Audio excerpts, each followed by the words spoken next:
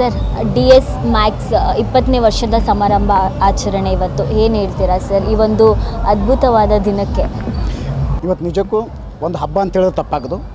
19 ವರ್ಷ ಮುಗಿಸಿ 20 ವರ್ಷಕ್ಕೆ ಇವತ್ತು ಡಿ ಎಸ್ ಮ್ಯಾಕ್ಸ್ ಕಾಲಿಡ್ತಾ ಇದೆ. ಇವತ್ತು ಮೇನ್ ವಿಶೇಷ ಏನಪ್ಪ ಅಂದರೆ 20 ವರ್ಷದಲ್ಲಿ ಡಿ ಎಸ್ ಮ್ಯಾಕ್ಸ್ ಏನು ಕಾರ್ಯಕ್ರಮ ಮಾಡ್ತಾಯಿದೆ, ಆ್ಯನಿವರ್ಸರಿ ಅನ್ನೋದಕ್ಕಿಂತ ಇದೊಂದು ಹಬ್ಬ ಅಂದರೆ ತಪ್ಪಾಗೋದು.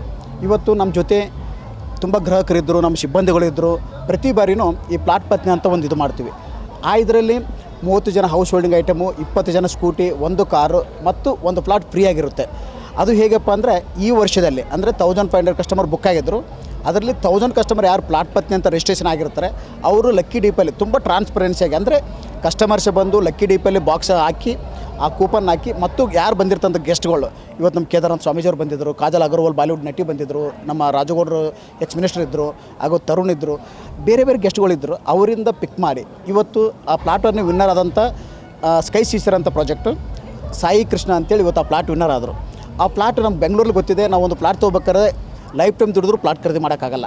ಇವತ್ತು ಅವ್ರಿಗೆ ಪ್ರೀ ಕಾಸ್ಟ್ ಆಫ್ದಲ್ಲಿ ಅವ್ರಿಗೆ ಒಂದು 2 ಬೆಡ್ರೂಮ್ ಪ್ಲಾಟ್ ಸಿಕ್ಕಿದೆ. ಅವ್ರ ಖುಷಿ, ಅವ್ರ ಹ್ಯಾಪಿನೆಸ್ ನಾವೆಲ್ಲ ನೋಡಿದ್ದೀವಿ.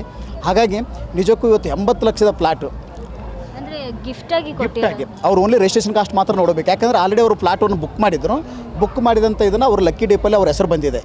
ಹಾಗಾಗಿ ಅವರು ವಿನ್ನರ್ ಆಫ್ ದ ಇಯರ್ ಆಗ.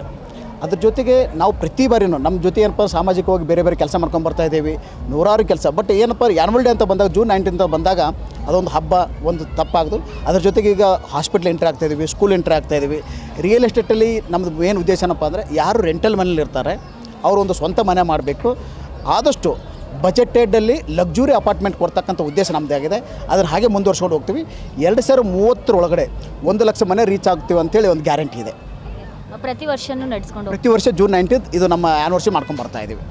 ಏನು ಹೇಳ್ತೀರಾ ಸರ್ ಈ ಒಂದು ಸಮಾರಂಭ ಆಚರಣೆಗೆ? 20 ವರ್ಷ, ಒಂದು ವರ್ಷ ಅಲ್ಲ 2 ವರ್ಷ, 20 ವರ್ಷಗಂಟ ನಿಮ್ಮ ಜರ್ನಿ ಇದೇ ರೀತಿಯಾಗಿ ಬಂದಿದೆ.